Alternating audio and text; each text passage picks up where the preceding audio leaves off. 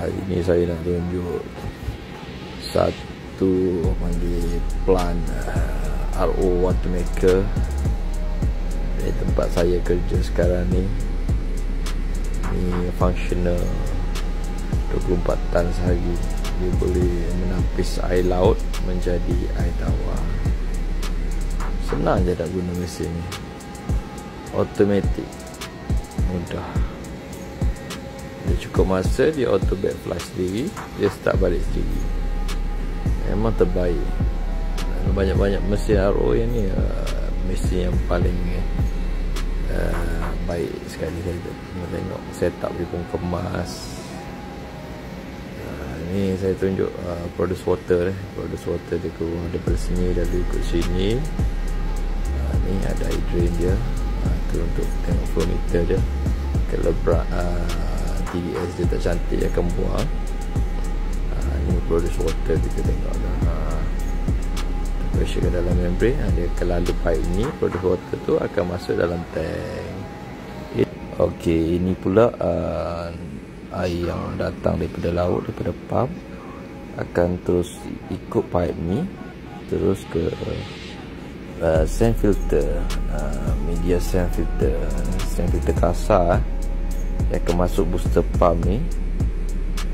Booster pump ni akan pump air laut tu masuk ke dalam sand filter ni. Okey, ini adalah gambaran besar sand filter untuk dan ini pump chemical pump untuk cuci membrane sistem RO. Dan dia function dia semi automatic lah. Dia akan menjaga ni anti-scalent untuk treatment air laut tu sebelum masuk membrane. Ni high pressure pump punya motor. Ni high pressure pump. Dan ini high pressure pump lagi. Okey, high pressure pump dapat pressure daripada booster pump sebanyak 3.7 bar. Dan kemudiannya akan ditekan masuk ke dalam membrane sehingga 46 bar ataupun 680 psi.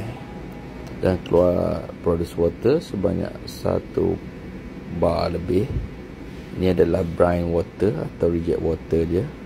Flow meter ni air produce water sebanyak, inilah hasil produce water sebanyak 20 liter per minit atau LPM. Inilah produce water yang kita gunakan setiap hari atas kapal ni sebagai backup.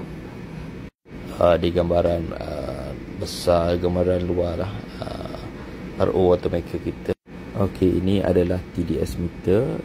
TDS meter ni function dia untuk bagi tahu kita tahap kemasinan produce water kita. Air laut yang telah ditapis dan keluarkan air tawar. Inilah air tawar dia, bacaan dia, dan selamat untuk digunakan atas kapal ni, tak masin. Okey, ni sekali lagi sand filter untuk penapisan awal, menapis air laut daripada kotoran yang besar-besar, partikel besar, supaya tidak merosakkan HP pump kita. Setelah air laut tu keluar daripada sand filter, dia akan masuk dalam micron filter. Ada 5 micron dan 1 micron. Ini untuk memastikan air laut tu betul-betul bersih sebelum masuk dalam HP pump untuk proses seterusnya.